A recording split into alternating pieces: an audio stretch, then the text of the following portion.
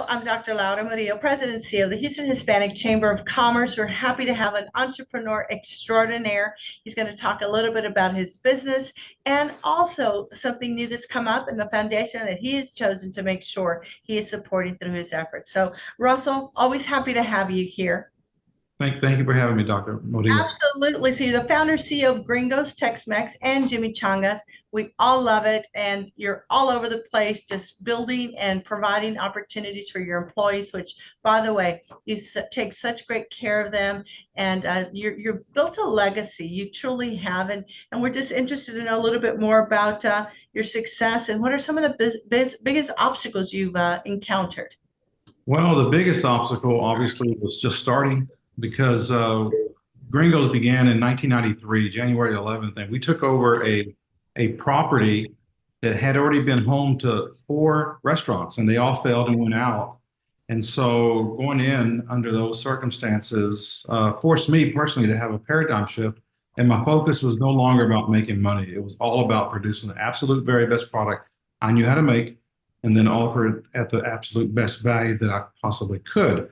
And then, of course, from that moment on, just really trying to grow the company through people. And I've really attracted and retained a lot of great people in our company. And that's why we're able to grow and continue growing. So you have a lot of business lessons. Give us a Yes. couple that you think would be certainly helpful to entrepreneurs. Well, the first one is always doing more than paid for. So when I opened up Gringos in 1993, there was a Mexican restaurant on every corner, and there still are today. So you have to ask yourself, how do you carve out a niche in such a competitive market? And one of them is just doing more than pay for, but creating a point of difference, because at the end of the day, that's what people are attracted to, something different. And one just small example is we do what every other Mexican restaurant does, which we provide complimentary chips and salsa. But we also take it a step further. We give the traditional green sauce, which actually Nifa Lorenzo introduced in the early 70s. And then we've also gone a step further than that. We provide free ice cream. We give away free ice cream as the guest is leaving. So those are some small, subtle point of differences, but they're also very important because at the end of the day, the consumer is looking for value and they want to get the most bang for their buck, and you cannot blame them. Cannot blame them because the dollar simply just doesn't go as far as it used to. Yes. So those are experiences and things that people expect when they walk into Gringos or Jimmy Changas for sure. Talk about Camp Hope, the PTSD Foundation, why you've chosen to take your book, The Enchilada Entrepreneur, which you agreed to come and visit us at the Chamber and talk about. All the proceeds are going there. Why? Well, I'm a big supporter of our military, law enforcement officers, and everyone, just all first responders.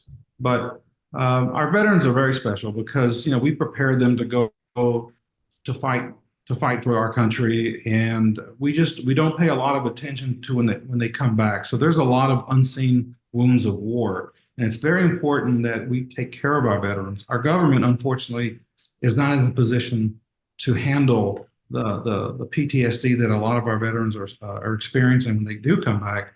And so I think the private sector really needs to step up and fill that role. And that's what I'm doing as a board director, a board member of the PTSD Foundation of America, Camp Hope, which is here in Houston. It's a peer-to-peer counseling program and a 24-hour hotline. And yes, we house anywhere up to 125, maybe even about 150 veterans at any given time. And they stay there. It's a 6-month program. It is faith-based, but it's just something important. And all the proceeds from the book will go to Camp Hope, and we've just been big supporters of them. So, Well, we can't wait to have you out here reading from your book, talking to us a little bit, and all the great lessons. And so, if you haven't picked up your copy on Amazon, please do so. It's The Enchilada Entrepreneur by Russell Ybarra. Last thing, Chamber of Commerce. You've been really involved with this. You were at our CEO breakfast. Tell people why you think it's important to support the Houston Hispanic Chamber of Commerce specifically. well, I've always been a huge believer in digging your well before you're thirsty, and that requires you to go out and meet people that may one day be able to help you in your ventures. But the networking alone at the chamber and other organizations are so important, especially to new business people that are launching for the first time and just don't have anywhere to go or nowhere to go to help them grow and be successful. But just networking alone is so valuable, and I couldn't say enough about it. And the chamber has obviously been there for us for many, many years, going back to the 80s. So yeah, I couldn't say enough about the chamber and all the good that they do.